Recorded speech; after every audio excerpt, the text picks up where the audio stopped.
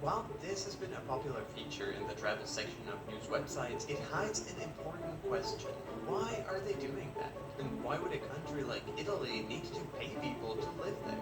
Well, if you look deeper, this seemingly funny news story reveals what life in Italy is like today. Because while we tend to see Italy as an idyllic place, Italians themselves might disagree. And beneath the surface, there is a grim economic reality that is slowly becoming more and more obvious.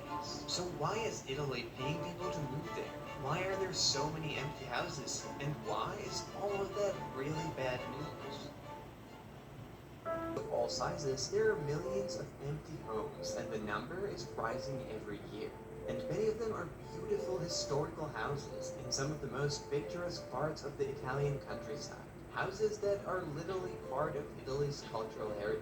That's why in order to save them, towns across Italy have been launching so-called €1 schemes. Basically, the towns offer the empty homes up for sale, usually aiming to attract foreigners for the symbolic price of €1, meaning that the houses are basically given away for free.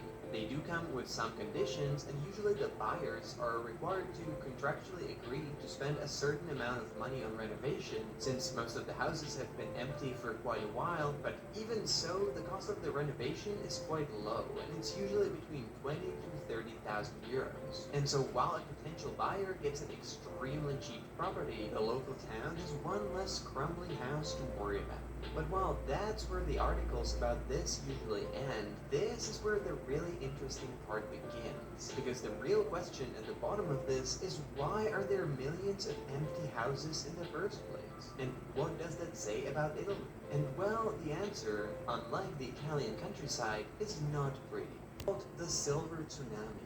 It now has the third oldest population in the world, and it keeps aging faster than any other EU country. That, combined with the third lowest birth rates in Europe that have been steadily decreasing for the past 15 years, means that Italy has less and less people in productive working age who can start businesses, build value, and drive the economy. The number of those who need to receive pensions from the state and be cared for by others is constantly increasing, all while there are less and less children being born, and while hundreds of thousands of people in the productive age choose to leave.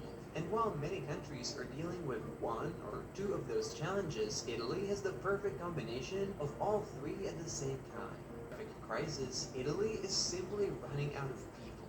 And the places where most of the empty houses are, usually smaller towns and villages, are hit the hardest. The lack of job opportunities and infrastructure in these areas makes it difficult for young people to find work and build a future for themselves. They're leaving behind these deserted, abandoned villages and empty homes that are then marketed as holiday homes for sale to Brits and Americans in a desperate attempt to save these places from dying out completely.